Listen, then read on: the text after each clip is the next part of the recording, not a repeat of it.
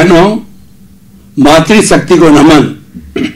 आपका हार्दिक स्वागत है, अभिनंदन है, सत्कार है। सनातन सत्य यह दृष्टि विज्ञान पर आधारित है, रियल पुरुषार्थ पर आधारित कार्यक्रम है। इस कार्यक्रम के तहत हम आपको कुदरती रचना और कुदरत के कानून के बारे में बताते हैं। उससे आपको जीवन की अल्टीमेट रियलिटी, आपको जो है सार्वभौम सत्य मिलता है, यूनिवर्सल ट्रुथ मिलता है। क्यों देना चाहते हैं कि आपका जो टेम्परेरी सुख है धीरे धीरे परमानेंट सुख ब्लिस के अंदर बदल जाए। ये सारा कार्य हम अलग अलग विषयों से माध्यम से करते हैं। तो आज बहुत सुंदर एपिसोड लेकर के हम आपके सामने प्रस्तुत हो रहे हैं। आज का हमारा एपिसोड है काल करे सो आज कर। भाई और बहनों, अभी कोरोना का संकट चल रहा है। पिछले 6 महीने से हमने कोरोना महामारी को, जो कि वैश्विक महामारी है, उसको फेस कर रहे हैं। पूरे विश्व के अंदर करोड़ों की संख्या के अंदर इस महामारी से लोग प्रभावित हुए हैं, संक्रमित हुए हैं, और कुछ ठीक भी हुए हैं और कुछ भगवान को भी प्यारे हो गए हैं। तो आज इस महामारी के समय के अंदर बड़ा समसामयिक विषय हम आपके सामने प्रस्तुत करने जा रहे हैं कि काल करे सो आज कर। ये पूरा दुआ इस प्रकार से है कि काल करे सो आज कर, और आज करे सो अब। पल में प्रलय होएगी और बहुरी करेगा कब। आपको कोरोना पॉजिटिव आ जावे, भगवान करे ना आए, लेकिन आ रहा है लोगों को। प्रतिदिन लोग हजारों की तादाद में, विश्व की बात करूं तो प्रतिदिन इस वक्त के अंदर तो लाखों लोग कोरोना की चपेट में आ रहे हैं। तो जब अगर हम चपेट के अंदर आ गए तो फिर कल हमारा क्या होने वाला है हमको पता नहीं है। इसीलिए ये कहा गया है कि yesterday has gone away, tomorrow never exists. The moment of the today is with you to do something. आप कल की आज कहते हो कि मैं कल काम करूंगा, तो आप जब कल पे जाओगे तो आज बन जाएगी। वो कल कभी आता ही नहीं है। इसीलिए ये हमारा भ्रम है, इस भ्रम को हमें तोड़ना है। इसको इसीलिए हमें इस बात की गहराई में जाना है कि शुभस्य शीघ्रम। आज के इस कोरोना काल के बहुत बड़े वैश्विक महामारी के समय में तो सटीक रूप से आप जो है अपने असाइनमेंट ऑफ द प्रायोरिटीज बना दीजिए कि मुझे जीवन के अंदर क्या क्या कार्य करना है। तो मैं वो 2 तरह के कार्य बताता हूं। एक तो आपका बाह्य जगत है, पारिवारिक जीवन है, सामाजिक जीवन है, उसमें आपको क्या करना है। और दूसरा ये है कि मनुष्य जीवन फिर दूसरी बार मिले या न मिले। ईश्वर करे कुछ नहीं हो, लेकिन कोरोना पॉजिटिव आ गया और उसने अपना प्रभाव बता दिया और लोगों को बता रहा है, और हमारा राम नाम सत्य हो गया। तो सभी चीजें हमारी भीतर की बातें भीतर ही रह गई है। तो उसकी प्लानिंग कीजिए, क्योंकि कोरोना का जो संकट है ये हमें यही बताने आया है कि काल करे सो आज कर, और आज करे सो अब। पल में प्रलय होगी, बहुरी करेगा पब। प्रलय का मतलब है कि मैं तुम्हारे गले में आकर के बैठ गया और तुम्हारे फेफड़ों का खा गया, तो तुम क्या करोगे। वो हमको वार्निंग देने के लिए आया है, प्रकृति ने उसको भेजा है। देखिए कोरोना क्यों आया, क्योंकि वो इस टॉपिक से जुड़ा हुआ है। मैं आपको बताना चाहता हूं कि प्रकृति मां करा रही है। प्रकृति मां ने कई सुनामी लाए, कभी अतिवृष्टि हुई, कभी अनावृष्टि हुई, और कभी ओले पड़े, और कभी फसल खराब हुई। उसने चेतावनी दी बार बार कि तुमने मेरे 5 घटक, तुमने मेरी 5 संतान पृथ्वी, जल, अग्नि, वायु और आकाश को, हे मानव, तुमने इतना दूषित कर दिया कि पृथ्वी को गंदा कर दिया और जल को दूषित कर दिया, आकाश को दूषित कर दिया, वायुमंडल में कार्बन डाइऑक्साइड दे दी, तुमने कोई जगह छोड़ी नहीं और मेरी गर्भ को इतना चीर दिया कि तू 10-10 हजार फुट 15-15 हजार फुट गहरे में चला गया। पानी तक तो सीमित ताक भाई तेरी आवश्यकता है।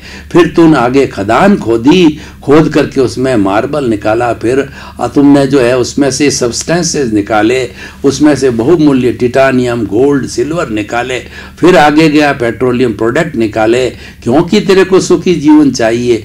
तो मैं क्या करूं, मेरा तो असंतुलित हो, मैं करा रही हूं। तब उसने झटका दिया हमारे को।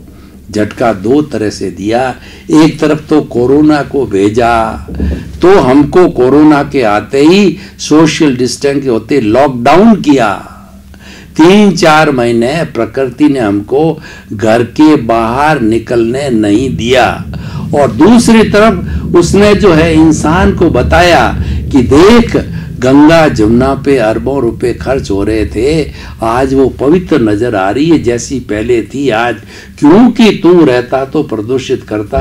तुम 3-4 महीने से कैद में है और ये 7.8 अरब की पूरी जनसंख्या कैद में अपने घरों में। उन्होंने, प्रकृति तो सबकी मालिक है, तो उसने सबको घरों में डाल दिया। 210 कंट्री के 7.8 अरब की जनसंख्या 2-3 महीने के लॉकडाउन घरों में रही और उस प्रकृति ने नजारा दिखाया कि देख तू कि जो दिल्ली के अंदर जो है वो सांस लेने में तकलीफ हो गई होती थी, आज आप उसको ना पिए, कितना ऑक्सीजन आ गई है वायुमंडल के अंदर। और आपको जो है देखिए जालंधर से हिमालय साफ नजर आता है, जो कि कई शताब्दियों तक तुमने देखा ही नहीं था, क्योंकि इतना पॉल्यूशन, इतनी कार्बन डाइऑक्साइड फैल गई जो तूने फैलाई। अब तू घर में बैठा है तो प्रकृति है यानी मैं, वह अपने मूल स्वरूप में आ गई, क्योंकि तेरे को घर में लॉक किया है। इसका अर्थ क्या हुआ कि तू तकलीफ मेरे को देने वाला तू ही है। और वो तकलीफ क्यों देता है कि तू, मैंने तेरे को नीड पूरी करने के लिए भेजा। मैंने ये कहा था कि 84 लाख जीवा योनि के जितने भी रिक्वायरमेंट है, रोटी कपड़ा मकान शिक्षा चिकित्सा, मेरे पास भरपूर सुविधा है। लेकिन साथ साथ के अंदर एक बात यह भी है कि हे मनुष्य, हे मानव, तू इतना ग्रीडी, तू इतना जो है लालची है, तृष्णा वाला है कि तेरे को मेरी पूर्ति पूरी जो है धरा की संपदा दे दूं तो भी तू धापता नहीं है। तेरी आकांक्षा है वो आकाश के समान अनंत है। इसीलिए जो लालची व्यक्ति के लिए कहा गया कि जो है विषयी नर की लालसा और पाम रोग की काज, लोभी की धन लालसा तीनों बेअंदाज। लोभी और तृष्णा वाला और पाम रोग वाला वो इतने जो है लालची हो जाते हैं कि उनकी आकांक्षा का कोई आर पार नहीं होता। और दूसरे देखिए, प्रकृति के जाए हुए, प्रकृति की भजना करने वाले संत पुरुष है, उनके लिए क्या कहा गया है कि चाह गई चिंता मिटी और मनुआ बेपरवाह, जिनको कुछ न चाहिए वही शहंशाह। प्रकृति तो कहती है तो रोटी ले ले, कपड़ा ले ले, वो कहती है ना माँ, मैं तो आज उपवास करूंगा। कपड़े की बात करते, ना माँ, मुझे तो 20 गज से ज्यादा नहीं पहनना, जो जैन साधु के सीमा होती है कि इतने गज से ज्यादा कपड़ा तुम्हें उपयोग में नहीं लेना जब तक कि पूरा फट नहीं जाए। तो ऐसे भी महापुरुष होते हैं जो कि माँ की पालना करते हैं, माँ की भजना करते हैं और माँ को जो है पूजते हैं। पूजने का अर्थ क्या है कि माँ के अनुशासन में रहते हैं। तो भाइयों और बहनों, ये दोनों तरह के हमारे व्यक्ति इसके अंदर है। तो मैं बाह्य जगत में कहना चाहता हूं कि आपका शरीर है, आपका परिवार है, आपके माँ बाप है, उनकी आप अच्छी तरह से पूर्ति करो। जिन बच्चों को 2 या 3 को आपने जन्म दिया है तो उनको पैरों पर खड़ा करना आपकी ड्यूटी है। वो नहीं ड्यूटी पूरी करते हो, आपकी कायरता है। माँ बाप ने आपको पाल पोस के बड़ा किया है और अब वो वृद्ध हो गए हैं कि वह कुछ कार्य नहीं कर सकते, तो उनको अल्टीमेट स्टेज तक, उनको मृत्यु तक जो है उनकी सेवा करो, तुम्हारा ये दायित्व है। क्योंकि माता पिता संसार के भगवान होते हैं और माता पिता के लिए तो ये कहा गया है, अगर संतान उनके पैरों को धो करके रोज पानी पिए तो भी वो ऋण नहीं हो सकते, इतना बड़ा उनका ऋण है हमारे सामने। तो हमारे कहने का मतलब, तुम्हारी जो सांसारिक जिम्मेवारियां हैं उसको पूरा करो, वो उसका असाइनमेंट और प्रायोरिटी बनाओ कि आज मुझे ये काम करना है, ये जल्दी करना है, उसको सबसे पहले करो। ये सेकंड नंबर करना है, ये थर्ड नंबर करना है। उसकी एवरीडे, उसकी वीकली, उसकी मंथली, उसकी ईयरली चार्ट बनाओ, टाइम मैनेजमेंट करो, रोड मैप बनाओ, ब्लूप्रिंट बनाओ, तब जाकर के जो है आपके सब काम इस जीवन के सफल होंगे। अब मैं आपको भीतरी जगत में ले जाता हूं। ये तो एक बाह्य पक्ष तो आधा पक्ष हुआ, और इस पक्ष में तो आप स्वतंत्र हो, इस पक्ष में तो आपकी स्वतंत्रता नहीं है, लेकिन आपको कुदरत कराती है तो उसको करते रहो, करते रहो। अब आपका जो है रियल पुरुषार्थ में ले जाना चाहता हूं कि आपके जो रिलेटिव पुरुषार्थ आप समझते हो तो वो तो है बाह्य जो जगत है। अब रियल पुरुषार्थ क्या है? रियल पुरुषार्थ ये है कि आप ये सबसे पहले जजमेंट करो, मैं कौन हूं, मैं कहां से आया हूं, मुझे कहां जाना है। इन प्रश्नों को भीतर अवलोकन करो, इनका गहराई में जाके चिंतन करो, तो आपको स्वतः ही अंदर से जवाब मिलेगा कि मैं शरीर नहीं हूं, मैं आत्मा हूं, मैं कर्ता नहीं हूं, मैं तो निमित्त हूं। कर्ता तो व्यवस्थित शक्ति है जिसने कोरोना भेजा है, वह जो है व्यवस्थित शक्ति, साइंटिफिक सर्कमस्टेंशियल एविडेंसेज है जो इस जगत को चलाती है। उसकी जगत की रचना है, उसकी रचना क्या है कि 6 कॉन्स्टिट्यूएंट्स जो प्रकृति के हैं वो मिलकर के जगत को चलाते हैं। वो है पहला जीव, दूसरा अजीव, तीसरा जो है वो मोशन, चौथा रेस्ट, और पांचवा टाइम, और छठा है स्काई या स्पेस। ये कुदरत की रचना है। और कुदरत का कानून क्या है? As you will sow, so will you reap. जैसी करनी वैसी भरनी, बुरा करोगे तो बुरा पाओगे। इसीलिए जो है जिसके कॉज एंड इफेक्ट पे चलोगे, अच्छे कॉज आपको पुण्य मिलेंगे, बुरे कॉज डाले आपको पाप मिलेंगे, क्योंकि ये लॉ ऑफ द नेचर है। इस लॉ ऑफ द नेचर के आधार पे हमारा सनातन सत्य कार्यक्रम, और ये वैज्ञानिक लॉ है, ये कभी बदलता नहीं है। इसलिए हम इसको दृष्टि विज्ञान कहते हैं कि आप टेम्परेरी को छोड़ के परमानेंट पे आ जाइए। ये जड़ पदार्थ टेम्परेरी है, ये नाशवान है, ये पेरिशेबल है, ये इसी जन्म तक है। ये शरीर तो जो ही भुगतान पूरा हुआ, जो ही 8 कर्म पूरे हुए, और खास तौर से 4 घाती कर्म पूरे हुए, क्योंकि 4 जो है अघाती कर्म पूरे हुए। 4 घाती कर्म है वो तो आत्मा के साथ जुड़े हुए, वो अजर है, अमर है, अविनाशी है, और उसी से ही बंधा हुआ है। उसी ने ही फंदा डाल रखा है आत्मा के, जो है वो गले के अंदर। तो वो जब कट जाएंगे तो आत्मा सिद्ध बुद्ध मुक्त बनेगा। और वो कटेंगे कैसे? ये तो भोगने के हैं। जो अघाती कर्म तो भोगने के हैं, और घाती कर्म जो है वो दृष्टि से शुद्ध होते हैं। दृष्टि विज्ञान, आपकी जो रॉन्ग बिलीफ जब राइट बिलीफ में आ जाती है, जब आप कर्ता पद से आत्म पद में आ जाते हो आप, और जो है ये मानने लग जाते हो कि ये कर्ता तो व्यवस्थित शक्ति है और मैं तो मात्र जो है निमित्त हूँ, और अपने स्वरूप में आ जाते हो, अपने स्वरूप की जो है देख रेख करते हो, सेल्फ रियलाइजेशन करते हो, इंट्रोस्पेक्शन करते हो, आत्मनिरीक्षण करते हो, आत्म परीक्षण करते हो, यानी आप चेतना के पाले में चले गए और ज़्यादा समय वहाँ बिताते हो। आप ज्ञाता दृष्टा रहते हो। ज्ञाता दृष्टा का मतलब ये है, ये पुतला, मन वचन काया रूपी पुतला पिछले जन्म के कर्म के भुगतान के लिए मिला है। उसको जानो और देखो कि एक सोहनराज का मन क्या कर रहा है, यानी वे क्या सोच रहा है।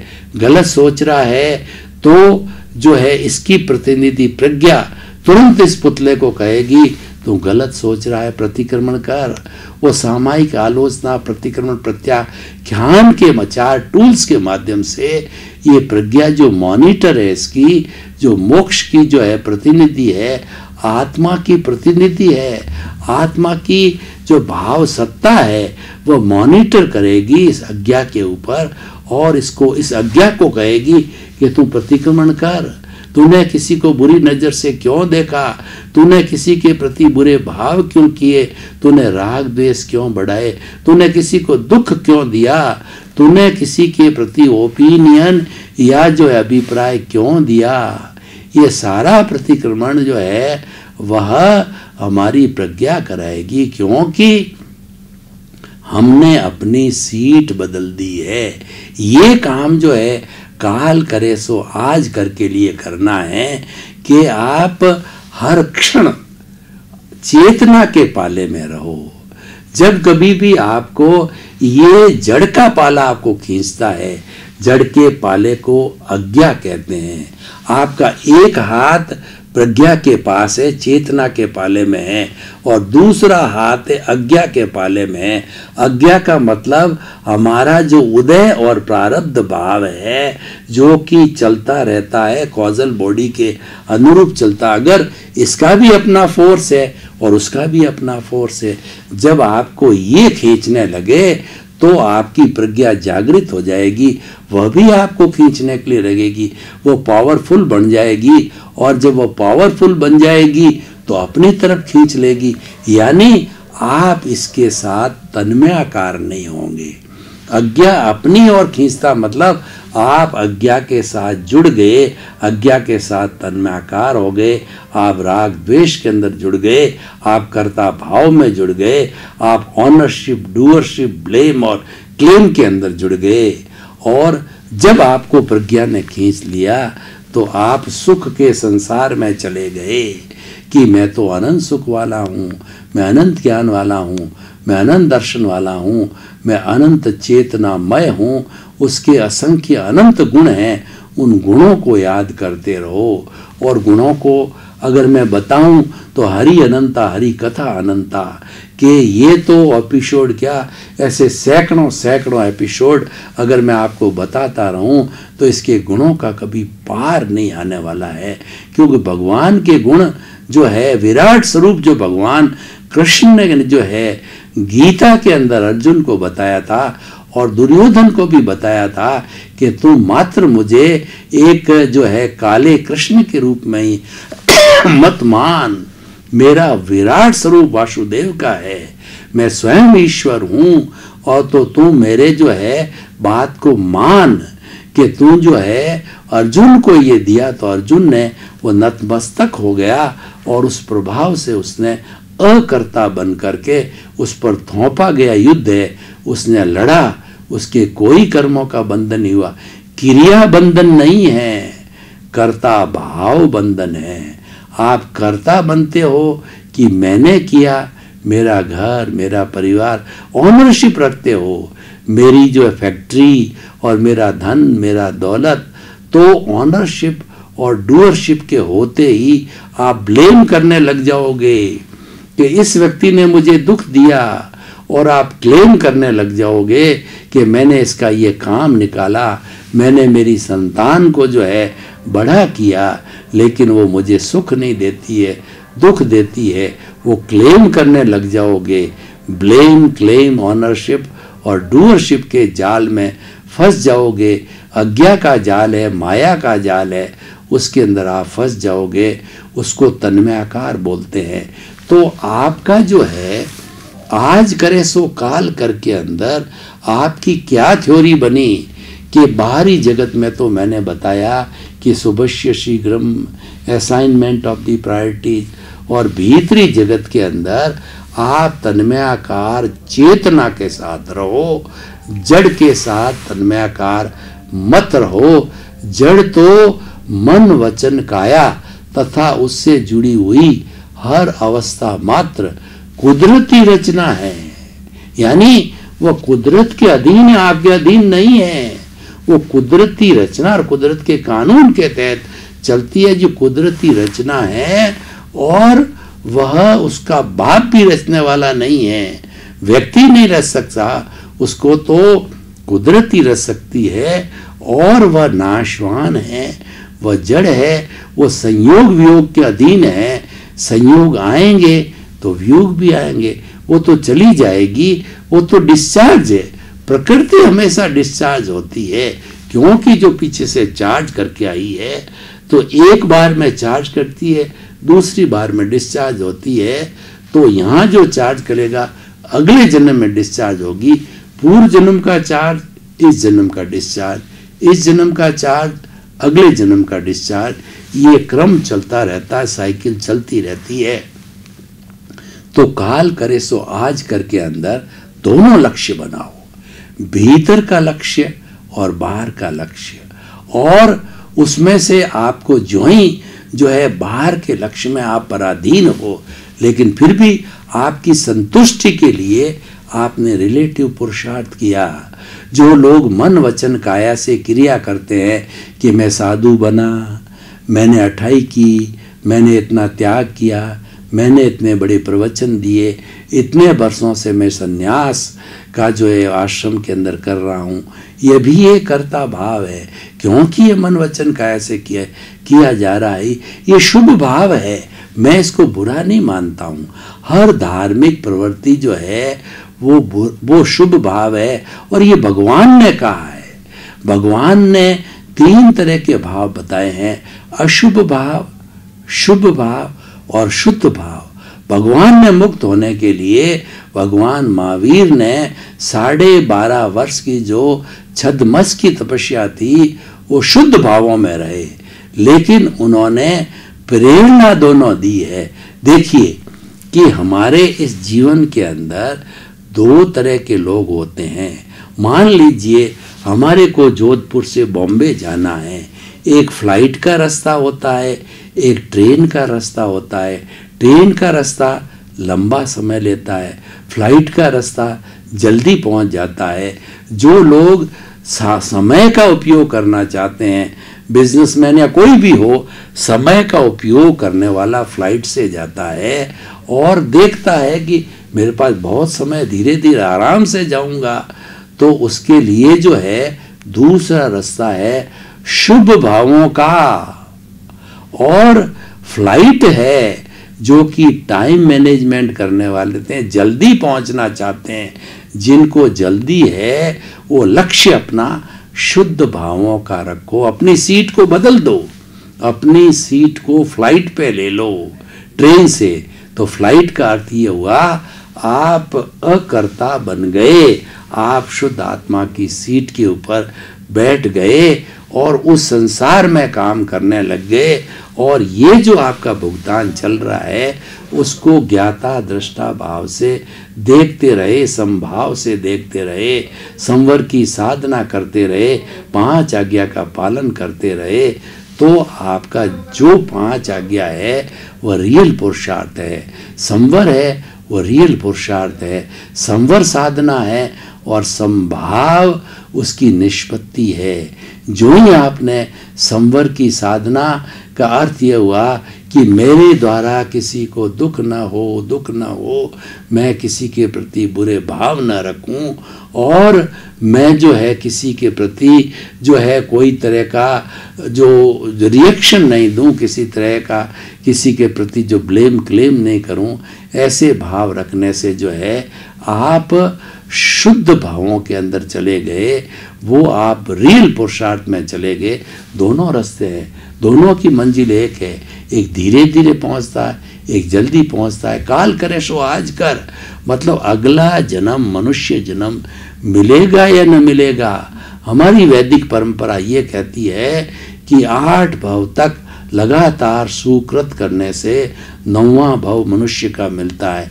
इसमें कोई गड़बड़ हो गई, 99 भव के बाद में मनुष्य जीवन बनता है, और उसमें गड़बड़ हो गई तो 999 भव के बाद में मनुष्य मिलता है। तो काल यानी अगला 9 भवों के बाद 99 भवों के बाद 999, इतना क्यों इंतजार करो? इसी जन्म के अंदर आप अपना रियल पुरुषार्थ शुद्ध भाव का जो है ज्ञान का बीजारोपण कर दो। एक बार आपने रियल पुरुषार्थ के शुद्ध भाव डाल दिए तो धीरे धीरे वो अंकुरित होंगे और आप में ये भावना बनती रहेगी, मुझे जल्दी से जल्दी मुक्ति की ओर जाना है। हे सिमंदर स्वामी भगवान, मुझे शीघ्र आपके चरणों में बुलाओ। हे मेरे जो है प्रत्यक्ष ज्ञानी पुरुष दादा भगवान, दादा भगवान व्यक्ति का नाम नहीं है, भीतर विराजमान शुद्ध आत्मा भगवान, सब में वो एक सा विराजता है।